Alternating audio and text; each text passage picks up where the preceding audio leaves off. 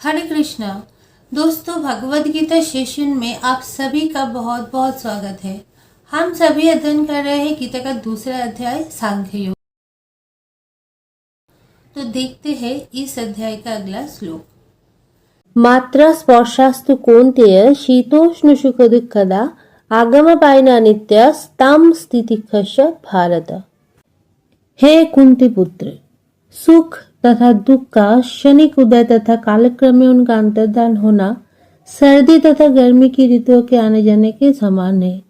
हे भरतवंशी, वे इंद्रिय बोध से उत्पन्न होते हैं और मनुष्य को चाहिए कि अविचल भाव से उनको सहन करना सीखे। इस श्लोक को समझने से पहले पिछले श्लोक में हमें फिर से जाना पड़ेगा। पिछले श्लोक में भगवान ने कहा था कि जैसे जीव की शरीर में बाल्यावस्था, तरुणावस्था, वृद्धावस्था ये सब फेज आता है और फिर जब ये शरीर इनरिपेयरेबल हो जाता है तो आत्मा इस शरीर को छोड़ के दूसरे शरीर में जाता है। आत्मा का तो मृत्यु नहीं होता, तो धीर व्यक्ति ये सत्य को समझ लेता है। तो अर्जुन, धीर बनो, दुखी मत हो। तो तब मान लीजिए कि अर्जुन कहता है कि नहीं, मैं तो उनकी शरीर से ही प्यार करता हूँ, उनकी आत्मा कौन है, क्या है, ये सब तो मैं नहीं जानता।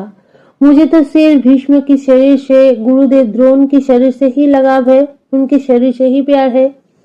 मैं उनको खोना नहीं चाहता, फिर मैं उनको मार कैसे सकता हूँ? ये दुख मैं नहीं सहन कर सकता। तब कृष्ण ने ये कहा, मात्रा स्पर्शास्तु कौन्तेय शीतोष्ण सुख दुःखदा आगम पायना नित्य ताम स्थितिखश भारत। यहाँ पे भगवान सहन करने की बात कर रहे हैं। ये जो दुख तुम्हारे मन में हो रहा है, इसे सहन करना सीखो, क्योंकि ये सुख और दुख ये इंद्रिय बोध से उत्पन्न होते हैं। इसीलिए ये भौतिक सुख और दुख ये टिकते नहीं है। और उदाहरण क्या दिया कि जैसे सर्दी और गर्मी ऋतु परिवर्तन से आता है, वैसे ही सुख और दुख आता है फिर चला भी जाता है। ये केवल इंद्रिय बोध से उत्पन्न होते हैं। जैसे सर्दी के मौसम आने पर बहुत ठंड में सब लोग अपने अपने काम को छोड़ के घर बैठ तो नहीं जाते हैं। बहुत ठंड में भी बच्चे सुबह उठ के स्कूल जाते हैं। माँ को तो उससे भी बहुत पहले उठना पड़ता है, सब कुछ अरेंजमेंट करना पड़ता है। उसी तरह गर्मी के मौसम में भी बहुत कष्ट होता है, पर फिर भी भीषण ताप सहन करते हुए सभी लोग अपना अपना काम तो करते हैं।